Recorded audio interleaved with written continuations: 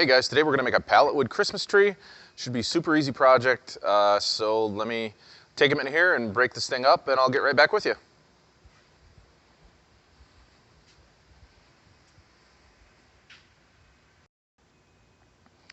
All right guys, so here we go. We got all this peeled off. We stacked the boards up. Now what I'm doing is I measured a spot 2 feet wide with the 1 foot mark centered on these nails, okay? And I went from this 2 foot mark, drew a square line straight up. That's gonna be the top of the tree. I simply drew a line at an angle here and at an angle here. You might not see them, but it goes from 2 foot mark all the way up to the point. Now, I want the edge of the tree to zigzag back and forth. So what I'm gonna do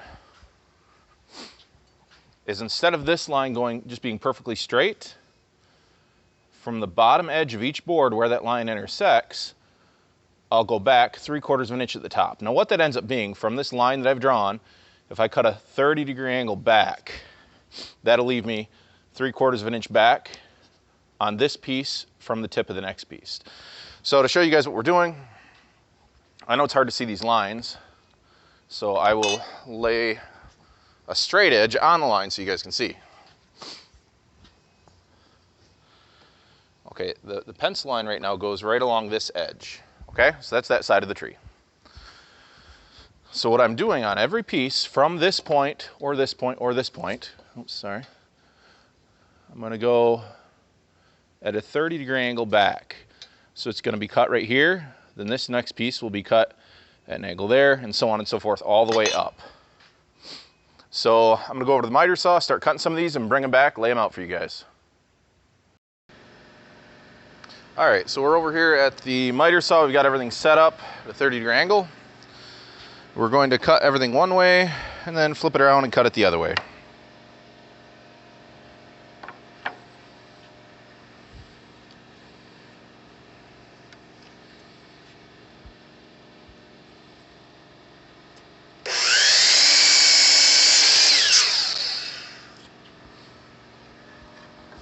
Set our scraps over here.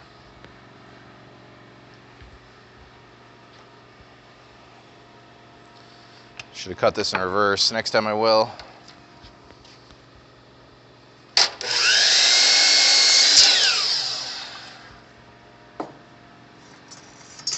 All right, first piece done. Next piece right here.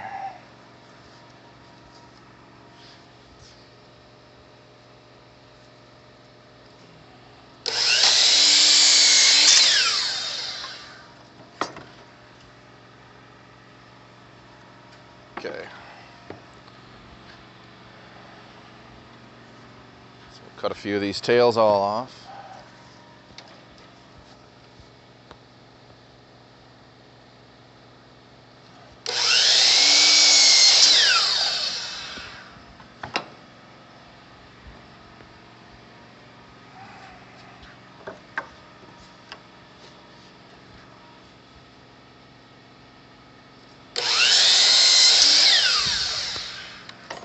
All right, so I'm going through cutting one end of everything. I'll flip it around, cut the other end so I don't have to move the saw every time. So I'll check back with you guys when I'm done.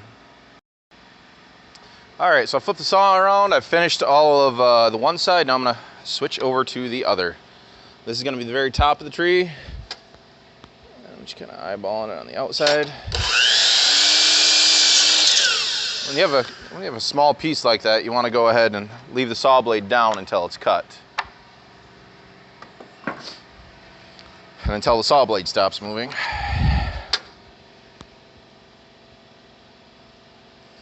Okay.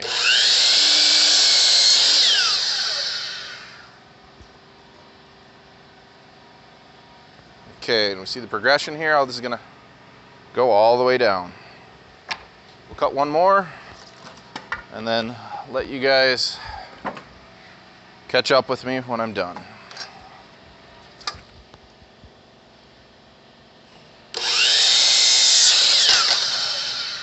All right, I'll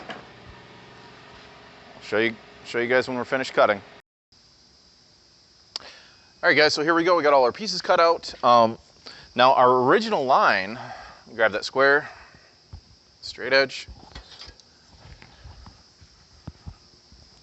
our original line that we had drawn was right on all these tips, okay? So you can see how by going back, cutting it at that 30-degree angle and referencing that same point where we had our line on each one of these, we got that stepped pattern. So all I did, just cut it back 30-degree angle on each of these. It might be different on yours, but I start off, draw a straight line, and then just cut it back 3. If you have to mark it, that's fine. Just measure back in 3/4 of an inch on each one, mark it, and draw a line individually if you have to, and that's fine. That'll work too. Also, right away, when I drew these lines initially, the angled sides of the tree, I drew a square line up the middle, and that's what I'm going to use to line everything up. And I'll use some of these, it doesn't look like full 2x lumber from the pallet, to make the trunk of the tree coming all the way down. So I think we'll go down,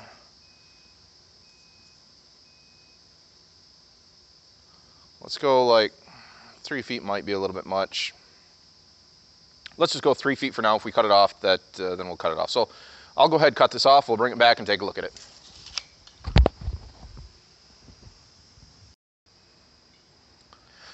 All right, so we got a nail gun ready, put a little glue on here, and we're gonna follow that center line. And I marked this board right where I want the bottom to be so that this piece won't end up down too low or up too high. So we're just using a finish gun. I don't really want to put any screws or anything in it, so I did glue it just to make sure that these will hold fairly well. Okay, we'll line our center mark up,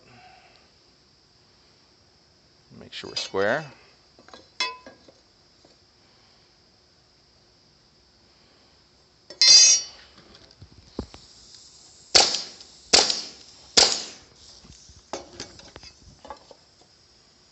Looks pretty good. All right, so we're gonna follow this all the way up.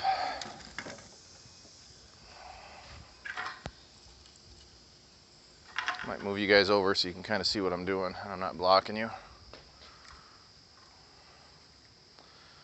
There we go. All right, so we'll just finish running this all the way up. I'm kind of making sure the spacing is good on the ends. And our center line's lined up.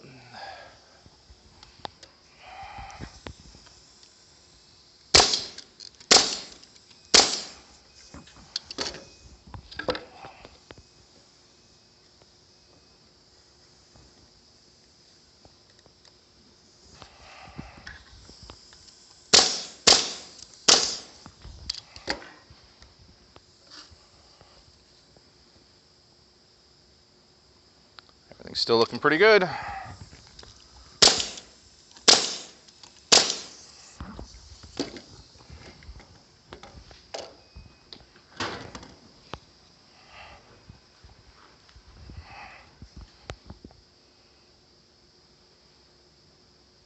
Okay.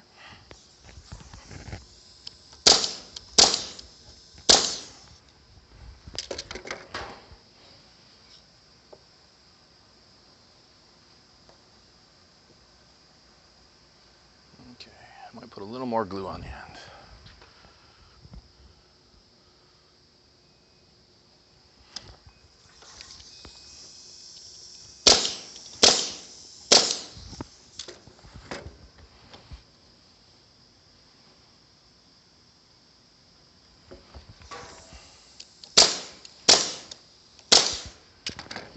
Okay, I couldn't find a small glue bottle, so I just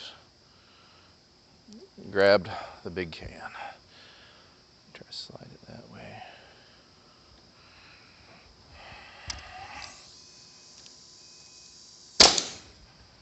Now, if you were hand driving this, I would probably pre-drill a hole here because finish nails, even on a small piece, they tend to split out. All right, so that looks pretty good now. What are we gonna do for the base? Well, I'll show you. We cut a few small pieces. And again, we'll make sure this looks square. These are like 7-8 inches long, and I just 45 to the corner. So we're just gonna go around this base all the way. And we'll glue it as well.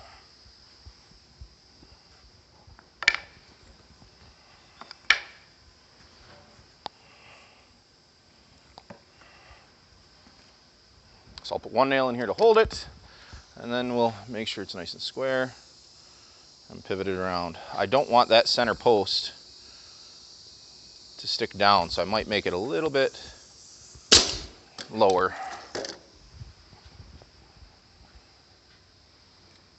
Okay. Again, we'll make sure we're nice and square here.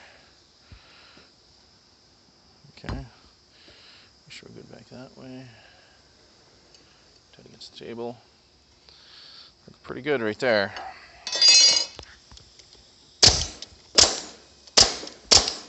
Okay.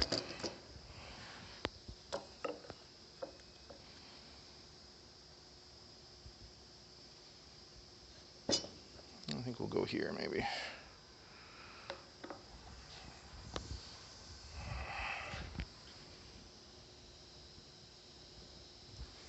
Okay. I'm gonna get a little on each of the sides.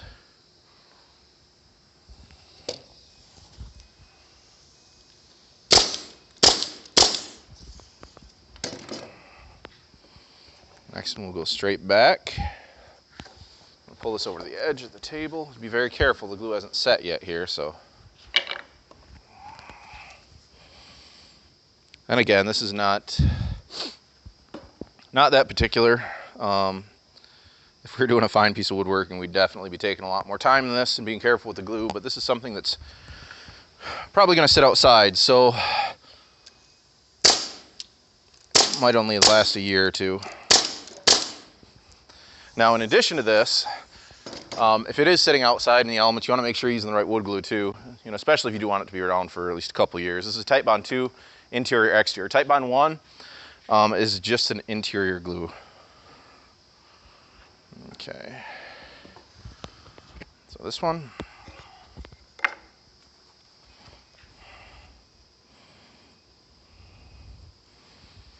Okay.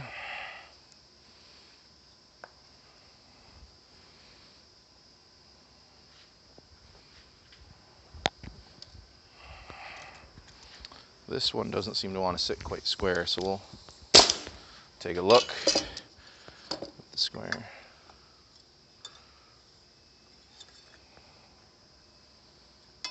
Okay. Pretty good.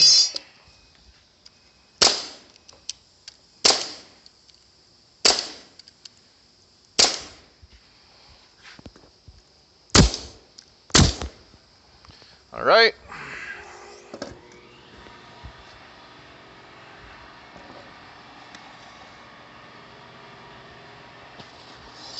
There we go. There's your pallet wood Christmas tree. Pretty easy project.